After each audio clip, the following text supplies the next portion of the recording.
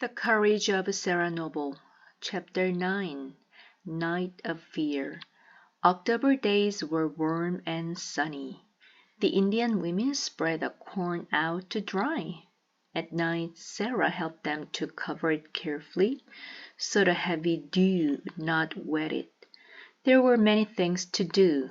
Tall John's wife taught Sarah how to weave a basket.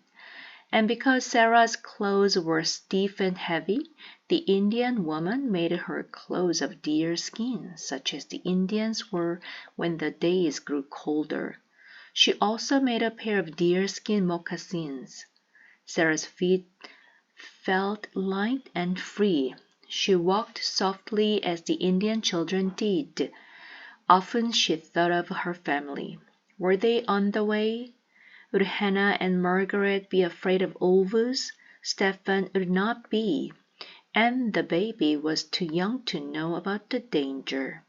There was nothing she thought to be afraid of here with tall John and his family, but there was.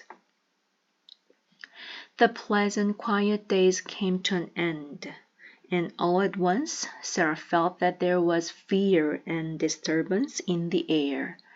More Indians kept watch on Guarding Hill. The Indians from the north must be coming. So Sarah scarcely knew whether to sleep at night. Suppose. But tired from long days in the sun, she slept at last, always with a fold of her cloak cut in her hand. And before she slept, she said to herself, "Keep up your courage, Sarah Noble. Keep up your courage." Once in the night she wakened and listened.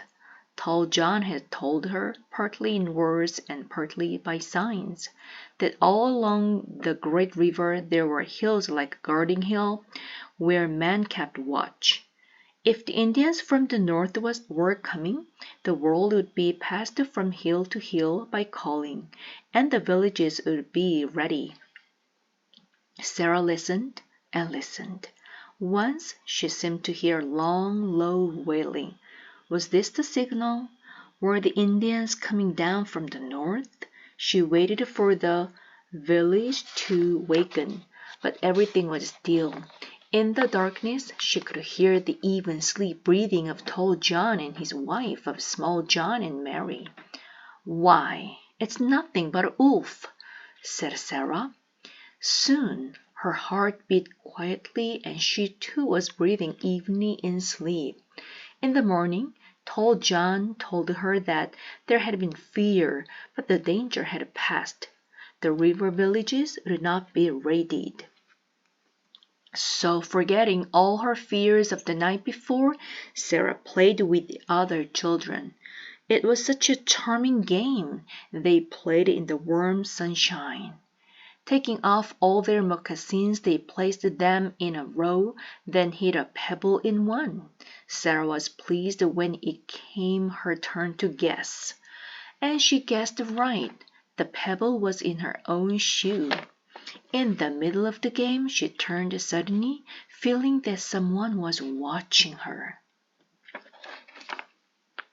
And it was her father. John Noble stood there, saying not a word. His eyes crinkled up at the corners the way they did when he was amused, and he said, "Sarah, I'd thought you were one of the Indian children." "Father," said Sarah, and ran to him. "Has my mother come?" "We're all here now," said her father. "I've come to take you home. But, daughter, I think it would be well to put on your own clothes, or your mother will surely not know you." So Sarah put on her clothes piece by stiff piece. She now thought of buttons as tiresome, and as for petticoats, the moccasins she kept on, for her feet refused to go into those heavy leather shoes. When she was ready to leave, she saw tall John looking sadly at her. "You go, Sarah," he said. "I must," said Sarah. "My mother is here." Tall John said nothing, but swung Sarah up on his shoulder, as he had done many times before.